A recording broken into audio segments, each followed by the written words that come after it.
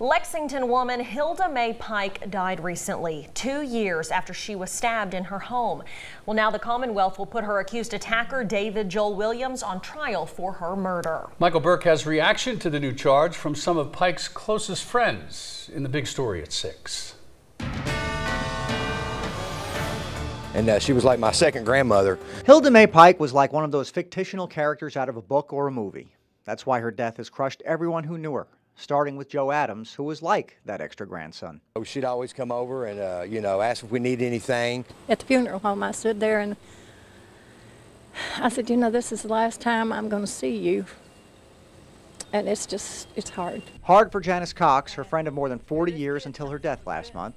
2 years ago, David Joel Williams, according to police, entered Pike's home and stabbed her numerous times. They believe Williams was angry after Miss Pike purchased a car from his father. Hilda Mae's family members claim those injuries she sustained during the attack caused her death. And now the Commonwealth has amended the charges. The whole neighborhood is elated. Happy that Williams will now be tried for murder. She needs justice because she was perfectly innocent. An 83rd birthday celebrated just 2 days ago at her gravesite, we're told, by 3 surviving children. For Eddie and Connie and Gary, my heart just bleeds for them. And for those who were like family. She was his grandmother, I think. Yeah, she always called me her little buddy. Covering the news in Lexington, Michael Burke, LEX 18 News. Williams' arraignment on the new murder charge is set for September 7th. A jury has recommended life in prison for the Lexington woman accused of shooting her boyfriend to death. The trial was held in Campbell County, where Shayna Hubers was found guilty last night in the 2012 murder of Ryan Poston. Prosecutors said in closing arguments that Hubers is treating the courtroom as a stage, playing a clip from police station video in which Hubers can be heard saying she's good at acting. Take a look at this bizarre video.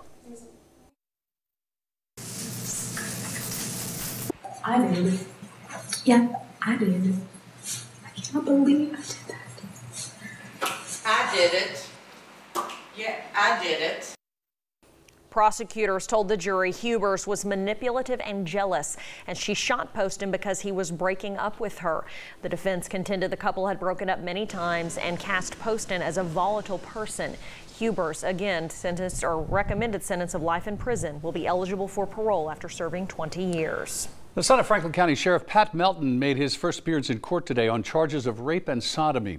According to the arrest citation, the alleged victim says in July, 21-year-old Pat Melton had sex with her in Lexington without her consent. Then the two allegedly exchanged text messages about what happened. Melton pleaded not guilty. He's due back in court September 14th. Heat and humidity out there for us this afternoon as we get into the final days of August here, the final days of meteorological summer. We do have a cold front that's trying to move toward the area. Cold fronts, when there's heat and humidity around, are really good at kicking off some showers and thunderstorms. Not many today. We can find a couple. Cincinnati area, that's getting hit really hard right now. So if you were planning on going up I-75, head up towards Cincinnati, you may run into that. New ones are just now popping up northern part of Owen County. Also got one in Bracken County. Those have popped up really in about the last 10 minutes or so. Our future track as we continue through this evening, showers and thunder showers will be a possibility for us. We work our way then into the early morning hours. Still a few lingering showers around. We may get a little bit of a lull during the morning, but then in the afternoon tomorrow, more shower and thunderstorms will be popping up. Locally heavy downpours will be a possibility from those, but nothing else should get out of hand with them. And they'll be with us then through the day tomorrow. And the front basically kind of puts on the brakes over us. At the moment, we're back up to 89 in Lexington, but it's 90 in Springfield, Danville, and Richmond, 90 in Monticello. Plenty of heat and humidity around. We'll talk about how this will change a little in a couple of minutes. All right, Bill, thanks. We'll see you then. Well, we're going to talk about something now we don't want to. It's not even Labor Day yet, but the state is reportedly already seeing flu-like illnesses in parts of eastern Kentucky. Let's hope they're just flu-like and not the real deal. Yeah. Flu season, of course, doesn't start until, well, September, but doctors say it's not too early to get a vaccine. LEX 18's Conroy DeLuche has more. Students are still getting into the swing of school, and it's usually not a time parents have to think about the flu. It happens, but not very often, and I don't like it when it happens. Dr. Elizabeth Haas says if cases of the flu hit early in the season, That's usually a sign of a long year. The year that it was early, we started seeing it September, October was the year we had H1N1. The state's Cabinet for Health and Family Services told us that the Kentucky River and Lake Cumberland districts have reported an increase in positive rapid antigen tests. That is not a positive test for the flu, so there is no official case count at this point in Kentucky, but Dr. Hawes recommends getting the vaccine within the next couple of months. And it's not too early to get it in late August or early September. She says to be on the lookout for the usual signs: head or body aches, fever, dry cough, and take any precautions possible. Wash your hands, don't put your hands in your mouth, cover your cough. If your child has a fever over 100.4, they're contagious with something. Before going back to her patients, Dr. Hawes repeated, just wash your hands. Covering the news in Lexington, Connery DeLuche, LEX 18 News. After jumping into action to save a man stuck in a burning truck, a Fort Knox soldier will be awarded the highest peacetime medal for heroism. The Army saying he put his life on the line to save another. LEX 18's Carolina Buchek has more tonight on the prestigious honor. On May 13th, on this stretch of US 150 in Rockcastle County, the smoke and flames couldn't be missed. And we were just talking, and then next thing you know, I heard, "Oh my God," from my wife. A truck driver was trapped in this fiery crash, and without hesitation, First Class Sergeant Mario King jumped into action. The first thing I heard him say was help, and I told him, hey, help is here. We're here for you. We're going to get you out. Thanks to King and 2 other people, the truck driver was saved. But right after the heroic act, King left without saying a word. He still humbly denies he's a hero. When I took action, I really wasn't afraid.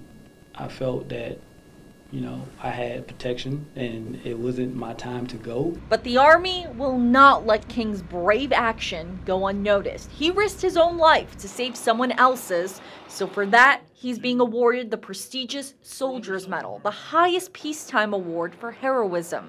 King will accept the medal, but he still credits a bit of divine intervention for being there at the right time. I'm just grateful that we were there, because like I said, there's no other rhyme or reason why we were on 75, because that's not our normal route back to Radcliffe, Kentucky. Covering the news, Carolina Buchek, LEX 18 News. Thank goodness they were there. A very deserved honor indeed. A man had to be taken to the hospital after he was hit by a falling ceiling tile at an eastern Kentucky store. It happened this afternoon at the Hobby Lobby in Pikeville. We're told a storm blew through while the store's front doors were open. The wind knocked some ceiling tiles loose. One of them fell and grazed that customer. He is expected, though, to be all right. Animal shelters around Kentucky are either at or nearing maximum capacity, and one of those shelters is the Mercer County Animal Shelter. LEX 18's Eleanor Buckley spoke with the director about why some breeds are harder to find homes for than others. Row after row of unwanted dogs and cats. It's like this all the time. Right now, the Mercer County Animal Shelter has 38 dogs and 24 cats. That's well above what they have room for, which means animals are forced to share cages, and the problem doesn't show signs of letting up. We've had dogs here for 6-8 months. Those long stays begin to be a big problem, especially as winter approaches. Wendy Quiggle is the director at the shelter, and she does whatever she can to make sure animals aren't euthanized. But unfortunately, that's not always possible. People always call and ask us, are you a no-kill shelter? Well, there is no such thing as a no-kill shelter. Pit bulls and similar breeds like Snoop Dogg here have a difficult time getting adopted because of their breed. Luckily, Snoop Dogg has a rescue home lined up this week, but other dogs here may not be as lucky. In the 2.5 years I've been here, it's a rarity for me to have a dog euthanized. But there comes a point when what do you do? Quiggle hopes no animals have to be killed, but she knows if they don't find a home soon, it could happen. Covering the news in Mercer County, Eleanor Buckley, LEX 18 News. Dogs are available for a fee, which covers spay and neutering, but a selection of cats that have already been fixed are available for adoption free of charge. If you're interested in finding a pet, stop by or call them at 859-734-5154. Lexington police are searching for the most wanted person of the week. They're looking for 36-year-old Melinda Ann Bishop. She's wanted for burglary. Bishop stands about 5'4" and weighs approximately 200 pounds. If you see her, call the Crime Stoppers tip line 859-253-2020, or you can just text your information to crimes, and in that text, write LEX PD then your tip. An on-camera performance by a group of Lexington elementary students is inspiring a singer-songwriter to do more for children. Watch how he's trying to make a difference for kids interested in the arts. That's next on LEX 18 News at 6.